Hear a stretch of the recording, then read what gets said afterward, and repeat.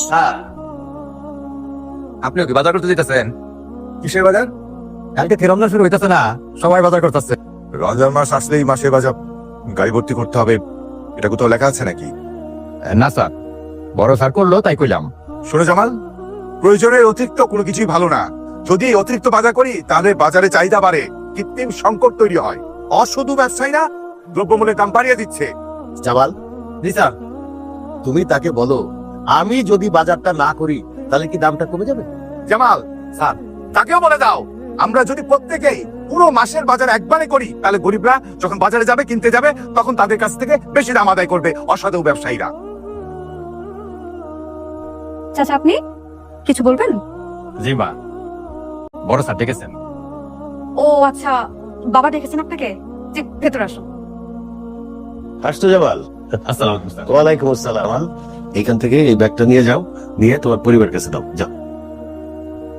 এই যে এই ব্যাগটা নিয়ে তোর দাদির কাছে দিয়ে আয়। চলে জি। হ্যাঁ যা, আর কি বলে শুনে আসবি।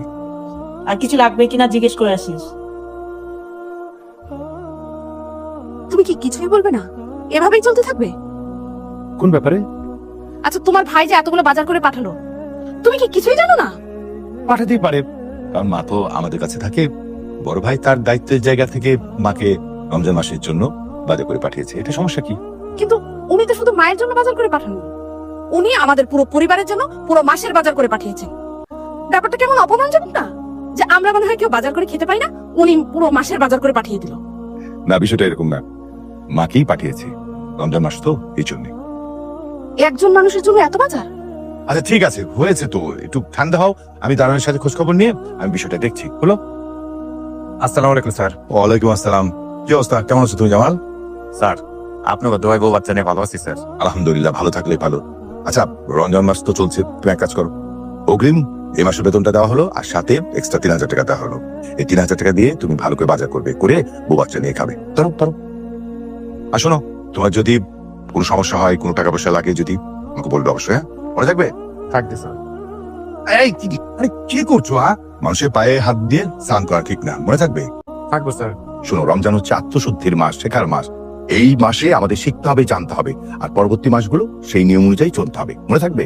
থাকবো স্যার। বসো। আল্লাহ, স্যারদের মন এত ভালো, বাড়ির প্রতিটা মানুষ আমাকে দারোয়ান মনে করে না, কাছের মানুষ মনে করে। যখন যা লাগেছে আমার আগে দিয়ে দেয়। আল্লাহ, দুই স্যারকে তুমি নেক হায়াত দারাজ করো, আর এরকম বাড়ি আলা যেন প্রতিটা বাড়িতেই হয়, তাইলে আমাদের মতো কষ্ট থাকবে না কেউ। এই যে রমজান উপলক্ষে আমি বলতেছি, দুই স্যারকে তুমি নেক